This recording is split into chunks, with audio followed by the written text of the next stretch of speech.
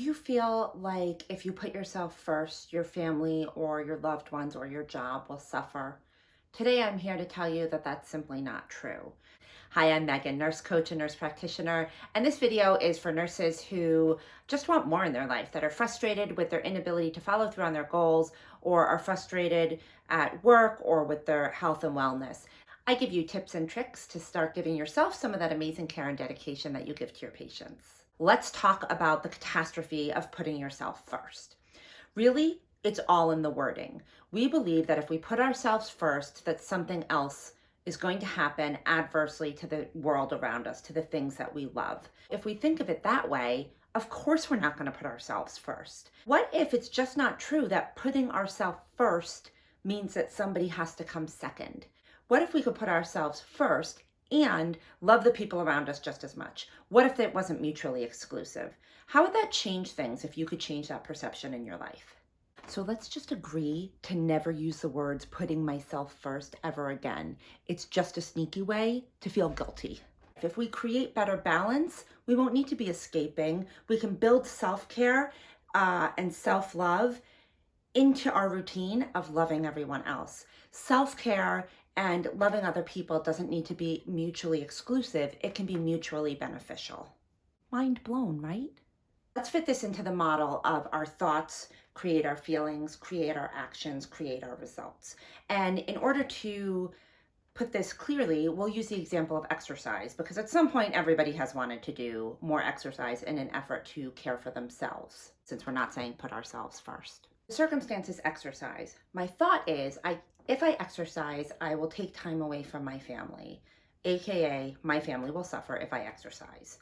The feeling that comes from that thought is guilt. So what are the actions and results that come from feeling guilty? We don't exercise, we get exhausted all the time, we get resentful, and we burn out. And then what's the result of that? Who's suffering here? Not only us, but our families. And that's what we had told ourselves that exercise and taking time away was going to do. Really, that whole model doesn't serve us.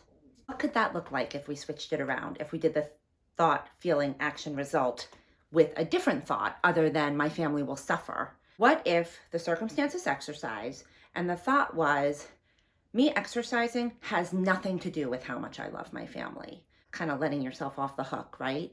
Put myself first.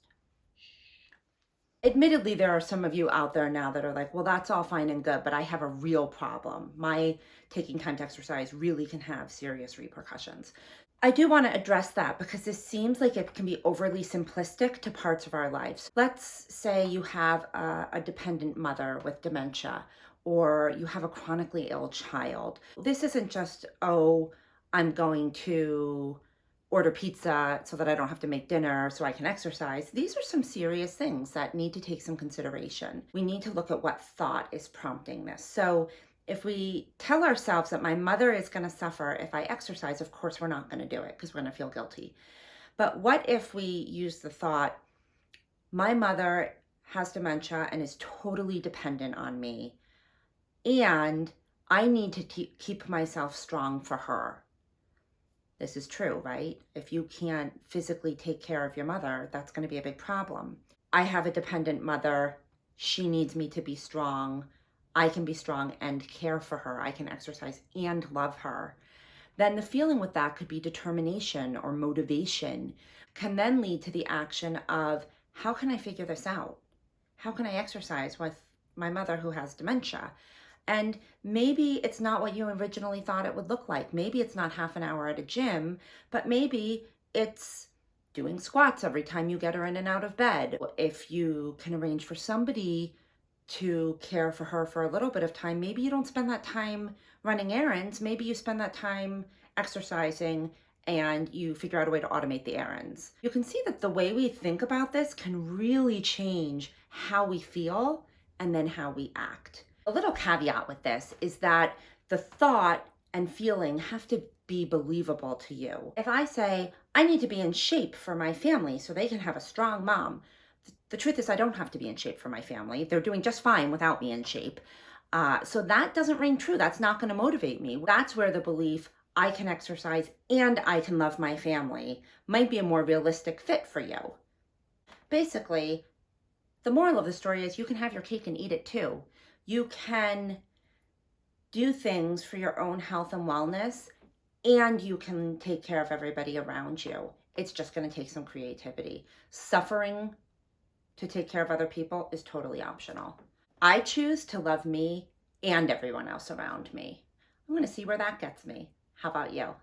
If you found this helpful, please share it with a friend. Come on over to www.nursingbeyondthejob.com if you want to find out other tactics, tips, and any events that we may be having. Until next time, be brilliant, be kind. I'll see you soon.